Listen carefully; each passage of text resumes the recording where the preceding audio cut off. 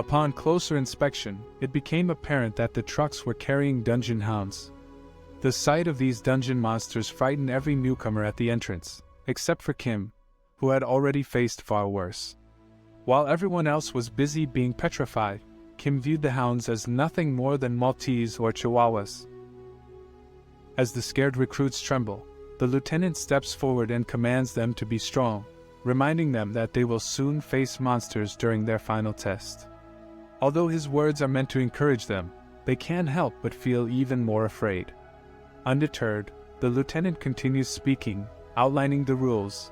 They will form a team of 4 recruits and enter the transforming dungeon, with the singular objective of defeating a hound within an hour. To survive the battle against these fearsome beasts, the only rule is to strengthen their core. If they feel scared, they must use their wits and fight with all their might.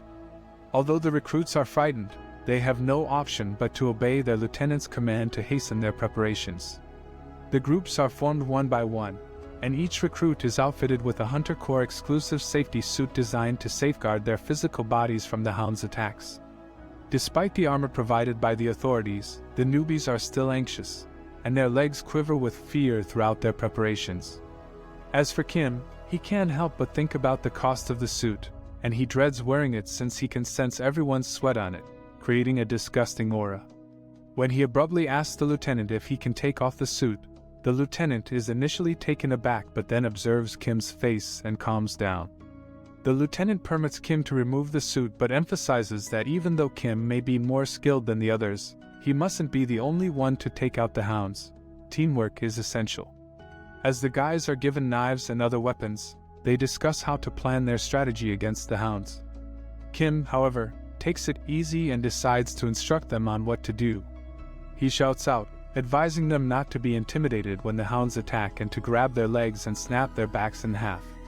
He continues by saying that if the hounds are still not dead, they should fold their backs in opposite directions and rip them apart, just like tearing apart kimchi while eating. When he finishes his speech, he's the only one amused by his words, while the others stare at him, clueless about what he means. After the lieutenant makes his announcement, Sergeant Lee promptly opens the gates of the 2.5 trucks, allowing the group of hounds to rush inside the transforming dungeon with lightning speed. The new recruits are left puzzled, wondering why the hounds didn't charge at them. Kim takes the initiative to explain that the dungeon is their home, which sparks excitement among the group. Kim can relate to the monster's attachment to their home, having been away from his own for some time. However, the recruits' elation quickly dissipates when the lieutenant approaches them and demands that Kim's group goes in first. When they finally receive clearance to enter the dungeon, Kim expresses his eagerness to remove the heavy armor, which he deems quite filthy. This statement raises eyebrows among his comrades, leaving them uncertain if he is serious or not. Amidst the hardcore training regimen, some instructors are strategically positioned inside the dungeon to oversee the recruits' progress and ensure their well-being. As Kim's team ventures into the dungeon, one of the instructors immediately recognizes him due to the special attention he had received. Kim had demonstrated remarkable prowess in the last 4 weeks, and the instructor wonders if he will continue to dominate the monsters. Meanwhile, Kim evaluates the situation and ponders whether the dungeon hounds are ready to attack. He knows that they are infamous for their impatience, and considers subduing them quickly. However, he acknowledges that doing so could compromise the training process for others. Kim quickly notifies his comrades of the approaching monsters, but they fail to grasp the urgency of his message. Consequently, Kim takes charge, waiting for the monsters to make the first move. He strikes a devastating blow with a powerful punch when one of them enters his combat range. Unfortunately, one of his comrades is having difficulty fighting off the monsters. Kim intervenes, delivering a fatal kick to the hound and shielding his comrade from harm. Kim urges his comrades to fight back against the monsters, emphasizing that fear will only make them vulnerable. Though Kim had been relaxed before, he adopts a more assertive tone to stress the gravity of the situation. Kim observes that the others begin to heed his advice for defeating the monsters, and even the instructors watching from behind the rocks are impressed by his leadership. Retrieving his comrade's head fills the team with elation, as if Kim were a Hunter Corps sergeant who had traveled back in time before enlisting, much like in the novels. Kim not only resolved the crisis with his own physical strength but also displayed exceptional leadership by getting his teammates to cooperate, resulting in the highest score ever achieved. As they exited the dungeon, Kim repeatedly inquired if he would receive the vacation pass, but the instructors were not authorized to disclose that information yet. Kim's frustration with the instructors led him to make a jest, but suddenly, the entire dungeon began to shake violently, as if an earthquake had struck. Kim was quick to acknowledge the truth: the dungeon was transforming on its own. His comrades looked on, bewildered, and one of them asked what would happen next. It soon became apparent that the dungeon was closing on its own, without any outside intervention. After the closure of the dungeon, fear and confusion spread amongst the group, as they questioned what could have caused it to happen with over a month still left before the internal structure was set to change. The instructors swiftly took action by evacuating the new recruits to a safer location and reassuring them that the closure was an unexpected occurrence. They informed them that they would wait for an hour in their current spot to see if the dungeon entrance would open again, as per the manual. The instructors expressed confidence that the Hunter Corps were also assessing the situation from outside and that the lieutenant would take the necessary steps to address the issue. Thus, they advised the recruits to remain calm and wait patiently without worrying.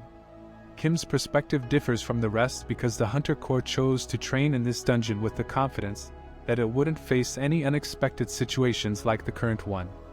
The sudden closure of the dungeon entrance, which was always open, seems ominous to him. As he observes the instructors, he senses their tension and anxiety. If, as Kim suspects, the dungeon has turned into an enclosed dungeon, then it may pose a greater challenge to defeat. However, despite the complexity of the situation, he remains optimistic since he is present to lend his assistance. Both of the instructors believe that this is the worst-case scenario because the dungeon has now transformed into an enclosed dungeon. When a dungeon entrance disappears, there are typically two instances. The first is when the dungeon dissipates naturally after defeating it, and the second is the enclosed dungeon case where the portal gate vanishes upon an outsider entering. Since they were in the dungeon, while it transformed into an enclosed dungeon, it's reasonable for the gate to have disappeared. Additionally, there will likely be multiple monsters to contend with since every single one must be defeated to exit an enclosed dungeon. Consequently, it's unlikely that the instructors can offer any assistance from outside. With 4 recruits who have no real battle experience, and 2 instructors, they all have to clear this dungeon. As expected, since the instructors informed them of their situation, they've all tensed up. They don't know which monsters have appeared, and if they're unlucky, this could be the end for all of them. But it's not like they can just sit still. They have to keep moving while they still have most of their strength. At this rate, they'll be completely annihilated even if they face goblins, since it would take more than 10 minutes for an instructor to take down one. The most successful and realistic plan of action would be to utilize the protective suits that the recruits have equipped. Soon Kim notices something unusual. One of the instructors faints before he can even identify the issue. In a swift turn of events, the other instructor rushes to help but ends up collapsing as well. Alarmed by this, Kim instructs the other recruits to stay away from them as they might face a similar situation if they come any closer. As he picks up a familiar scent, Kim tosses both instructors to the recruits and instructs them to stay by the exit and not follow him. Despite this, one of the recruits asks where he is going and pleads with him to stop as it could be dangerous. Kim is filled with an overwhelming sense of excitement as he senses the demonic energy, the very reason why the instructor fainted. He knows that even his guardians, who are specially protected against demonic energy, are at risk when facing monsters, but to ordinary humans, it's even more fatal. However, to dark mages, demonic energy is equivalent to a charger for a dead phone, making it all the more thrilling. As Kim ventures further into the cave, he uncovers the source of the dense demonic energy. Despite the lack of any visible traces of a monster, he looks up and spots the Dark Hound, a creature that cannot hide from a dark mage like him.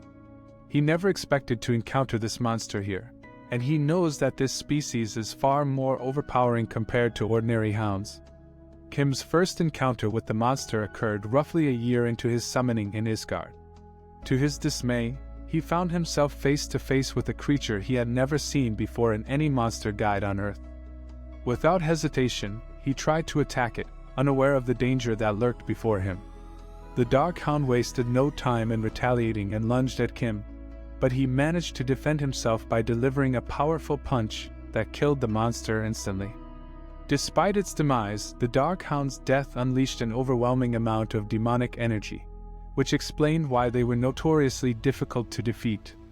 Their venomous blood proved fatal to ordinary humans, causing their skin to rot upon contact. Kim, a dark mage, was immune to the toxic effects of the Dark Hound's blood. He proceeded to absorb the dark energy, which had no adverse effects on him whatsoever. Thanks for watching. If you enjoyed this video, make sure to give it a thumbs up and drop a comment below with your thoughts or any questions you have. And don't forget to subscribe and hit the notification bell so you don't miss any future uploads. Also, feel free to share this video with friends who might enjoy it. Thanks again, and I'll see you in the next one.